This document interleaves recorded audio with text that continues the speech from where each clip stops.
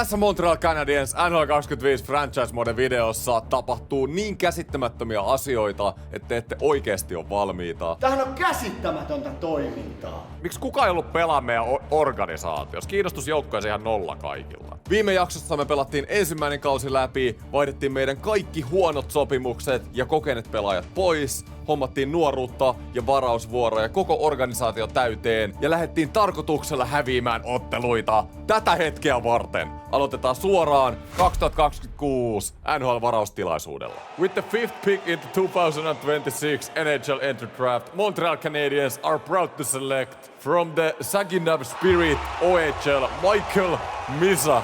Welcome Michael to the team. No niin, ja tästä alkaa jakso. Michael Misa, ykköspikki jengi. Sentteri sieltä, niin sentterit tarvii aina. Eliitti keskiarvo 75 overall, 18-vuotias. Oli hyvä pikki. Tässä on draftin ekat top 4. Täällä on jo, täällä on Santala, Muiri ja Mironov jo valmiiksi yli 80. Misa on ehkä enemmän projekti. Mutta Misa, IRL-prospekti, se oli itelle iso juttu. Ja seuraavaksi meillä on 11 valinta, joten simuloidaan suoraan. Meillä on 11 valintaa. Katsotaan, ketä siellä olisi saatavilla. Pelkkiä eliittipelaajia tähän asti. Tää on kova tasoinen drafti. Tyyttin oli jalokivi. 80 overall. Mä mietin, että otan Tyyttinin, mutta sit mä ajattelin, että Misa IRL-prospekti, siinä on enemmän fiilistä kuin tommosessa AI-generoidussa Tyyttinissä. Spenceen mä olisin itse asiassa kattonut voimahyökkääjä. Ketä on saatavilla? Mitä tää tähti täällä meinaa? Kykyjen etsijän suositus. Okei, mun kykyjen etsijä suosittelee mulle Eklundin. Nuori ruotsalainen jätkä, vaan 70 kiloa. Aika semmonen pieni. Mä otin jo äsken sen sentterin. Ehkä mä en tarvii enää toista sentteriä. Meillä on kuitenkin jengissäkin Suzuki ja tämmöistä. Otetaan Eklundi. Me ei tiedetä sen potentiaali, me ei tiedetä tästä jätkästä oikein yhtään mitään, paitsi se on laituri. Mikä on potentiaali? Eliittipotentiaali, 71 kokonaisuus. Okei. Eli 2 vähän pienempää overallia pelaajia, eli projekteja, mutta 2 eliittipotentiaalin pelaajaa heti ensimmäisellä rundilla. Tää on todella hyvä meille. Mennään suoraan meidän toisen kierroksen valintaan, ja täällä löytyykin tuttuja nimiä. Monet puhuu kommenteissa, että täällä on jotain hyviä veskareitakin. Mä en mitenkään muista niiden nimiä. Onko Hei, Rimpinen on täällä! Hei. You know, I'm an Espoo-fan. Kyllä me otetaan toi Rimpinen tuolta, mutta ei vielä. Se on vasta menossa sitten myöhemmillä rundeilla. Katsotaas. Savchukki on varma top 6 potentiaali kykyjen etsijän mukaan. Mut kykyjen etsijän sijoituksissa Jordan Charron on ylivoimaisesti paras saatavilla, joten otetaan riski, otetaan kaveri tuolta. Toivotaan, että on vähintään top 6 potentiaali.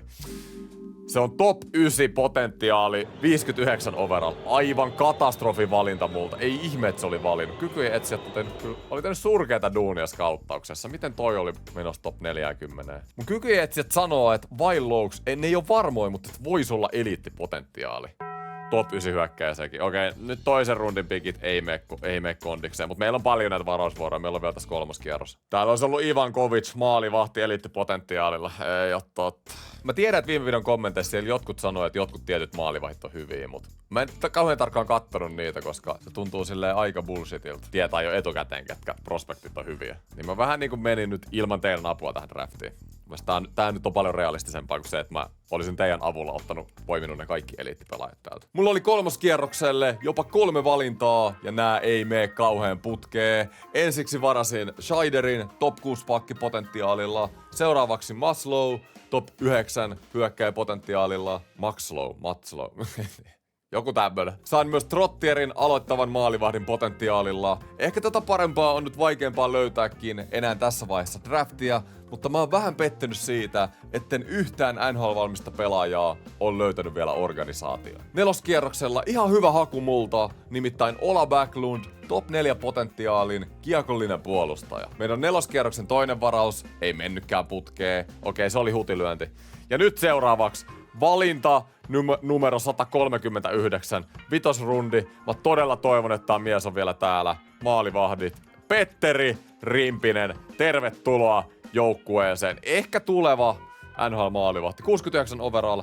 Varaveskarin potentiaali. Tulee olemaan mielenkiintoista nähdä, kuinka hyväksi Rimpinen tulee. Annetaan sille AHL:ssä aikaa ainakin ensi vuonna. Mulla oli loppudraftiin vielä 2 varausta, mutta mä annoin apulas GM:n hoitan ne. Sitten on aika solmia jatkosopimuksia. Mulla on 25 miljoonaa palkkakatossa ja Suzuki on noussut 93 overallia. Kauden alusta Suzuki on noussut, onko se 3 vai 4 overallia noussut? Aivan jäätävä Yli 90 pisteen kausi on palkittu. Nick Suzuki on tän joukkueen ehdoton kulmakivi. Caufieldkin 89, Slavkovski 88, Hudson 87. Lainekin. Yksi vuosi on vielä 10 millin sopimusta jäljellä. 86 overall. Mä olisin ehkä toivonut jopa vähän enempää nousua, koska mä nimenomaan halusin peluttaa sitä siinä ykköskentässä. Valsted on noussut 85. Ihan lottovoitto tää soppari. Meillä on vielä 2 vuotta Valsted. Meidän ykkösveskari 2 millin sopparilla. Mut ei mitään, katsotaan ketä meidän pitäisi solmia. Mulla on siis kaikki joukkojen tärkeimmät pelaajat jo kiinnitetty edellisen GM:n puolesta huikeisiin diileihin. Ja mun pitää sainaa nyt täytepelaajat ja kaikki nuoret uusiin diileihin. Ja siinä ei ollut mitään ongelmaa. Misa kirjoittaa tulokassopimuksen. Tervetuloa tiimiin. Mulla on isot odotukset tästä äijästä. Väisänen hyväksyy, Eklund hyväksyy, Aaltoskoivu hyväksyy totta kai, Rimpinen hyväksyy. Upeeta. Ja tässä vaiheessa mä rupesin miettimään jo kesän vapaa-agenttimarkkinaa. Mä luulen jätkät, että meillä jää kesälle vaan ihan järkyttävä määrä palkkakattoon tilaa, joka on ihan täydellistä meille, koska on iso kesä tulossa. Siellä on esimerkiksi Mikko Rantanen, vapaa-agentti, ellei sitä solmittu jatkosopimukseen. Siellä on muitakin, Mitch Marner esimerkiksi. Tosi paljon hyviä potentiaalisia free agentteja tulossa, niin se on hyvä, että meillä on rahaa valmiina sitten free agency. Katsotaan nyt tällä hetkellä, minkä näköinen meidän ensi vuoden rosteri oli. Eka vuosi meni siinä, että me yritettiin hävitä, mutta nyt ensi vuodelle me yritetään voittaa. Meillä on nyt hyvä runko, nuoret pelaajat kehittynyt ja lisää prospekteja saatiin draftista. Nyt on aika, milloin Montreal Canadiensin suunta käännetään ylöspäin ja mä luulen, että jo ensi kaudella voi olla mahdollisuus pärjätä. Meidän sentterit ensi kauteen, Suzuki, Dark, Nyhy, kaikki soppareiden alla. Mä luulen, että Barrebule voi hoitaa roolinsa hyvin siellä neloskentässä. Tehdään tommonen ihan simppeli 1 vuoden soppari. Vasempia laitoja meillä ei oikein oo. Slavkovski totta kai meidän tähti, mutta sen jälkeen ei oo kyllä ihan hirveesti annettavaa meidän vasemmilla laidoilla. Viime vuonna meidän 4 oli hyvä, missä oli Pinard, Armia ja se jätkä, joka me äsken sainattiin. Mä unohdin sen nimeä jo. Mut joo, me voitais pitää se sama 4, koska ne oikeasti pelasi yllättävän hyvin kimpassa. No en tiedä, mä annan kyllä jollen kävellä. Mulla on paljon nuoria täällä, Roy esimerkiksi, mulla on se Kapanen. Mulla on paljon pelaajia kyllä 4 se Armian tilalle. Annetaan Armian kävellä.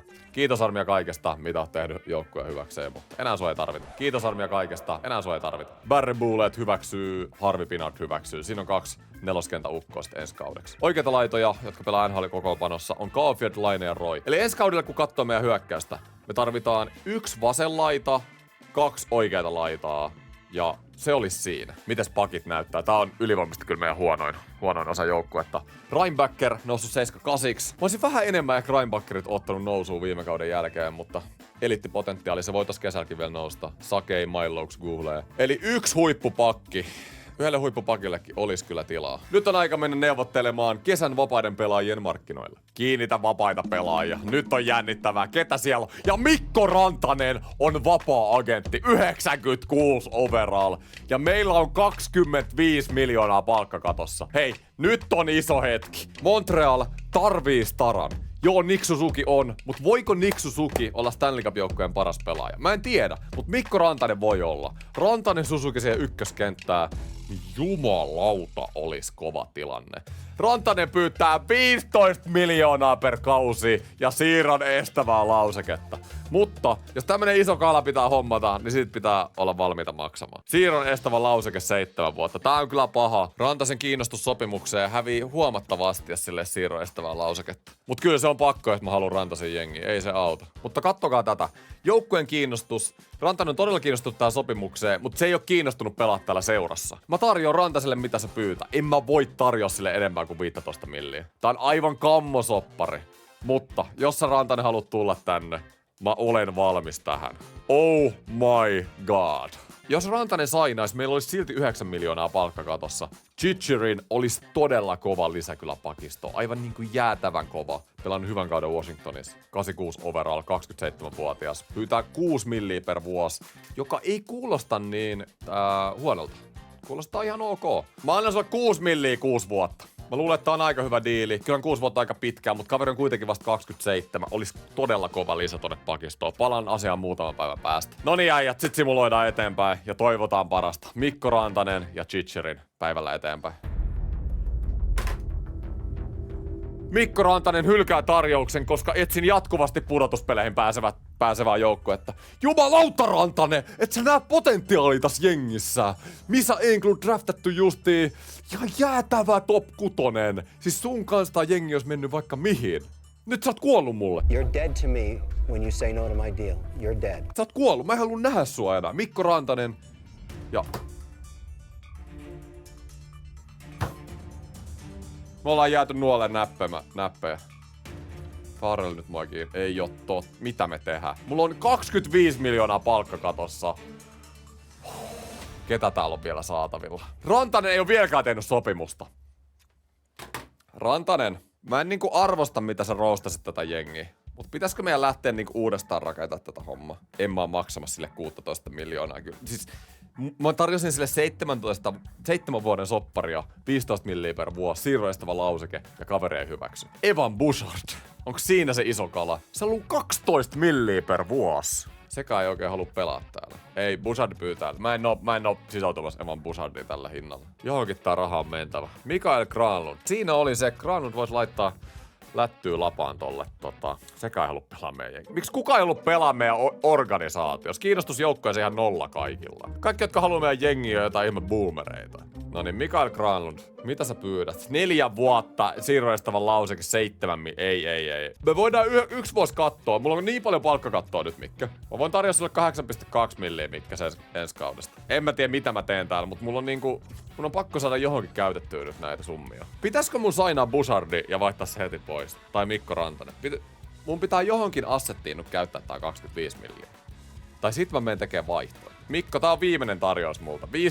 15,5 milliä se, että ei juma. Jos mä tarjoan tän diilin sulle, niin sulla olisi parasta tehdä tulosta. 15,5 milliä. Noniin. Mä oon tarjonnut Rantaselle ja Granlundille sopparit.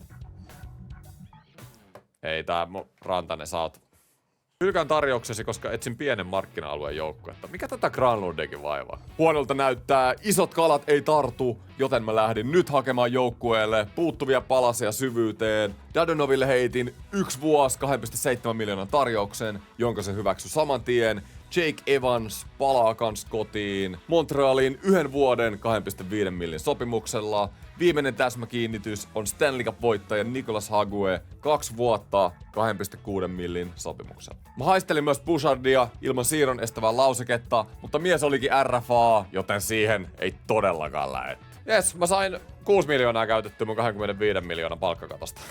Vitsi kun Rantanen on ufa. Mä menen koko aika Rantaseen. Onko se kiinnostus meidän seuraa kohti vähän noussut viime aikoina? Mut siis silleen, vaatiiks tää oikeesti sen, että Montrealiin tulee joku tämmönen stara, että mä tarjoan sille noin paljon? Caulfield, Suzuki, kumppanit, kaikki ottanut tiimiystävällisiä hintoja ja sit mä maksaisin Rantaselle 16 milliä. Mä kokeilen Mikko vielä kerran. Se kiinnostus jengiin kohteen on mun mielestä vähän nyt noussut, kun me ollaan tehty pari sopparia.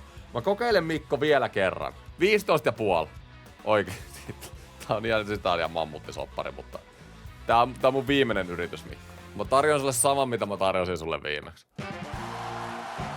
Mikko Rantanen on päättänyt hyväksyä tarjouksesi. Kiitos kiinnostuksestasi. Toivottavasti suhteestamme tulee pitkä ja onnellinen. Me lähti Rantasen kanssa ikävästi liikkeelle. Mä heitin sen bussi alle, se oli jo kuollut mulle. Mut nyt Mikko Rantanen näki, että tää GM ei peleille täällä. Oli Hague, oli Dadunovi, Evansi, täsmähankintoja ja Mikko Rantanen 15,5 miljoonan cap-hitillä. Herra Jumala. Mitä mieltä olette ajat Mikko Rantasen sopimuksesta? Joo, raharekka laitettiin pöytään, ehkä tarjottiin liikaa, mutta se, että me saadaan Mikko Rantanen jengiin, niin kyllä mä luulen, että se on sen arvosta. Kesällä ei tehty muuta ja mennään suoraan katsomaan, miltä joukkue näyttää ennen kauden alkua. Kattokaa meidän joukkueet kesän jälkeen. Caulfield, Suzuki, Rantanen +5 kemioilla. Oh my god, ihan uskomaton ykkönen. Dax, Lavkoski, Laine, todella hyvä kakkonen vielä, +3 kemioilla. Ja nyt on 3. ja 4. kenttäkin oikeesti mintissä. Tää hyökkäys on pakko olla yksi NHL parhaita. Nyt kun nuoret on parantunut, Laine saanut buugia takas ja Mikko Rantanen on joukkueessa. Puolustuksen kanssa pitää tehdä duunia. Ja Wallstead on kesällä noussut taas 2 overallia. Todella hyvä meille. Me voidaan voittaa Stanley Cup jo tänä vuonna, oikeesti. Koska mulla on suunnitelma. Mun vilttiketjus vielä ylimääräisen Kapanen, Barrebullet, Sekai. Mulla on nyt paikka tehdä lisää tradeja ja oikeasti laittaa toi pakisto kuntoon vielä täksikin kaudeksi. Ja mä oikeasti uskon, että me voidaan voittaa. Mulla on ehdotus Seattlelle. Brandon Montour. Seattle haluu luopua hänestä. 88 overall, Stanley Cup-kokemusta on Floridasta. Olisi just täydellinen meidän nykytilanteeseen. 7 miljoonaa sopparissa, 6 vuotta jäljellä vielä iso diili. Mutta mä pyydän Seattleen ottamaan 3 milliä tästä itelleen. Tää on todella paljon pyydetty. Mutta he saavat takaisin mun toiseksi parhaan prospektin, William Eklundin. Ja siitä hyvästä, että he ottaa tuota palkkaa, niin mä tarjoan heille kakkoskierroksen varauksen. Jos katsoo vaihtoarvomittareita, meillä on jopa pikkasen enemmän, mutta Seattle ei välttämättä ole tyytyväinen tuohon 3 milliin, mitä mä käsken heidän ottaa takaisin Montourin sopparista. Katsotaan mitä tapahtuu. Vaihto hylätty. Tästä lähti pitkä ja hikinen neuvottelu Seattlen kanssa. Mä tarjosin kaikkea erilaista ja kaikki ehdotukset Seattle pallotti heti takaisin. Mutta mä oon sitoutunut Montourin hommaamiseen. Soppari on miehellä ihan ok ja Montour on ainoa kärkipakki, mikä mistään jengistä on laitettu vaihdettavien pelaajien listalle. Siis te haluatte antaa Montourin pois Seattle, mutta on kuitenkin näin vaikeeta. Lisätään tää 7. Mä menen yksi kerrallaan sijasta, kunnes ne hyväksyy. Noniin, mun piti lisätä vaan 7 mukaan tossa, niin oliks toi nyt se difference maker sit Seattlelle? Kyllä me jatkat paljon Montourista maksettiin, täytyy sanoa. Mut kyllä mä sanoin, että se on sen arvosta saada ton tason pakki meidän NHL-rosteri. Tässä on joukkue, jolla me lähdetään NHL-kauteen. Täsmälleen sama, minkä mä näytin teille aikaisemmin, on tää hyökkäys. Puolustuksessa nyt on saatu Montour pakistoon Hudsonin kanssa. Kuhle ja Reinbacker on noussut tässä paris päivässä jo 3 overallia.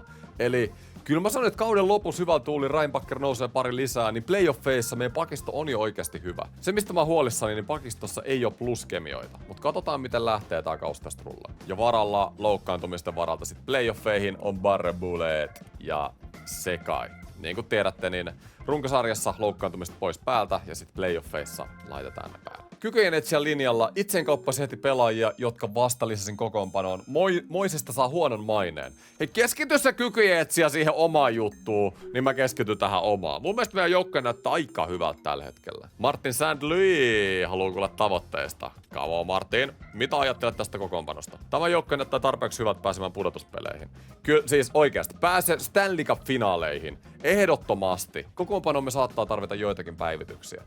Luuletko Martin? Luulet? Mä oon vähän eri mieltä. Oikeesti meidän hyökkäys on ihan uskomaton. No ehkä oot oikeas pakiston suhteen, mutta täytyy sanoa, että Mikko Rantanen teki meille silleen aika huonot ton sopparin kanssa. Että meillä tulee olla tosi tiukka tilanne ton palkkakaton suhteen nyt ensi kauden, koska yksi mies ottaa 15,5 milliä tästä saakelin nipusta. Kausi alkaa ottelulla Washington Capitalsia vastaan.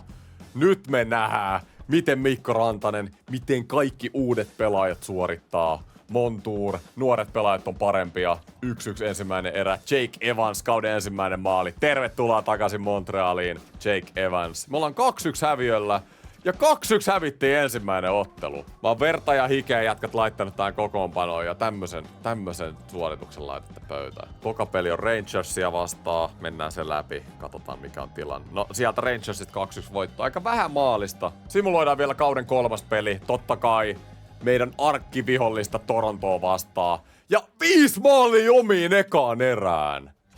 Ehkä tää joukkue ei ole niin hyvä kuin mä kuvittelen. Ne sieltä 5-5 tasoitus. Okei. Eli jengissä on selkeästi sydäntä. Me annettiin Torontolle 5 eteen ekaan erään ja silti noustiin. Kattokaa, Mikko Rantanen A-rinnas on nättiä. Mennään kattoo vähän jatkoajalle, että miltä tää joukkue näyttää. Kauden ensimmäinen jatkoaika. Siellä se Mikko Rantanen, Montour Kaafiat, meillä on kova 3 vastaan 3. Ja Mikko Rantanen ei oli siellä valmiin. Rantanen hommia omiin, 15,5 milliä, se olisi parasta näyttää se täällä kentällä. Me totuttiin noin Marnerin rystyneppeihin Toronto franchisessa, ei oo mitään hätää noilla. Marner kiinni nyt, hieno, hyvä Montour. Ja läpi! Laine olis läpi, Montour, hei! Iso rahalla hommattu, noi passit pitäis saada lapaa. Ei, aivan järkyttävä hassi Montourilta. Tästä jätkästä kun mä oon maksanut Eklundin ja Oliver Kapasen ja oh my god. Montour, nyt. Montour! Jakaa laineelle. Oli hyvä haku. Eteen. Hyvä Wallstead. 5 maalia meni ekas eräs omiin, mut hyviä koppeja nyt. Hei, riparit jätkät, riparit. Come on Reinbacker, pitää päästä omista pois. Caulfield. Hieno Caulfield. No, ratkaisu nyt ei ollut niin hieno enää. Ja Rantanen menee vaihtoon menetyksen ja ei oo todellista Wallstead mitä koppeja. Jäätävä iso seivi. Siis apuja nyt on. Marner vetää jotain datsukkeja täällä. Näettekö te kuinka ylimielisesti Toronto on tullut pelaamaan meitä vastaan? Meitä pidetään jätkät ihan vitsinä. Laine. 20-vuotias Laine olisi tehnyt. 26-vuotias Laine ei tee enää. Tavares. Ei.